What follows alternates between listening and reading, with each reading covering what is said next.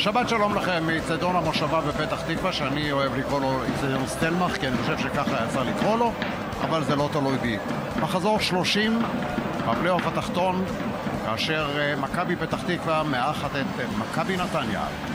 שתי קבוצות צמודות זו לזו, שתיהן לא ממש על התחתית, אבל יכולות ליפול לשם די בקלות.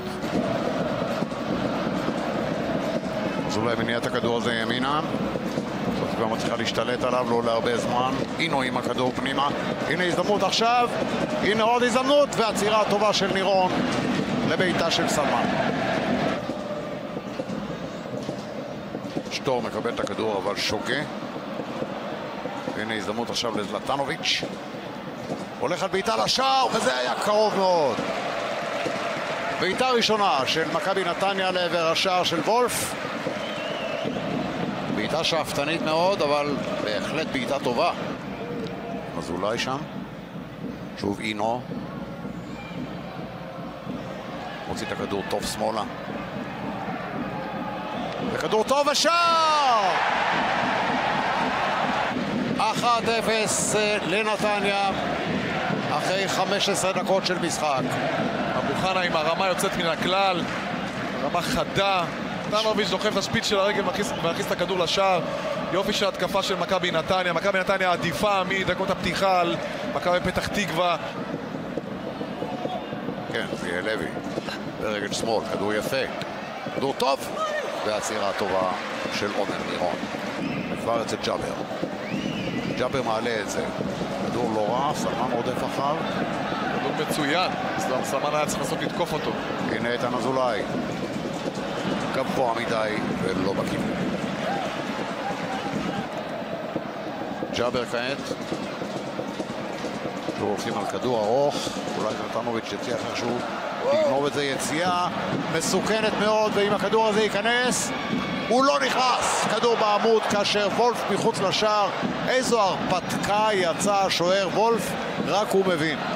אין לי מושג למה וולף מגיע ויוצא עד לפה, במיוחד שחתם היה עם השחקן. יש לו שחקן ששומר שחקן עם הגב, אין לו מה להגיע לאזורים האלו בכלל. אם פלקושנקו שם את זה רבע מטר שמאלה, אנחנו ב-2-0. בא לחתוך את הכדור עם החיצון, יכול להיות שהוא מסובב את זה לתוך השער. עכשיו סלמן באחד על אחד מול קארו, צריך להעביר את הכדור יפה לבילו. בילו פנימה, מקבל חזרה.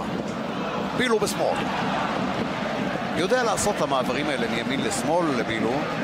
יש לו רגל שמאל יותר חזקה, דווקא דאבל פס יפה הוא עשה עם זלטנוביץ'. כדור קצת נמוך, יכול להטעות כל שוער. את הכדור למאור לוי. עכשיו חזן יוצא לכדור טוב, והצירה טובה של נירון. מקבל את הכדור טוב, מוציא אותו מדויק שמאלה יפה. עודד כהן מחזיר את הכדור, הנה הזדמנות עכשיו. קשה לראות, נורא צפוף כאן. הוא לא השתלט טוב על הכדור, הוא היה לעשות את זה ב2.5 נגיעות והוא עשה את זה ב4 נגיעות, ואז כבר הגנה כבר סגרה אותו. פלקושנקו משחרר את הכדור טוב לסלמן, מחזיר את זה לפלקושנקו מול השער, זה צריך להיות בפנים, וזה שער של זלטנוביץ' ו-2-0. עקיצה של מכבי נתניה, משחק מסירות מדויק, וזלטנוביץ' בכל זאת רושם לעצמו שער, ואנחנו ב-2-0.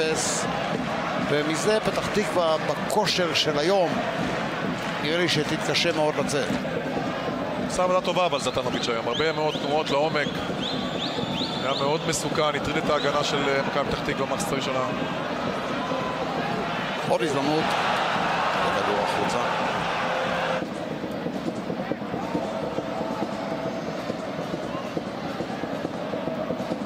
וכדור עומק שאפשר להגיע אליו, אפשר גם לכבוש מכאן, והצירה הטובה של וולף.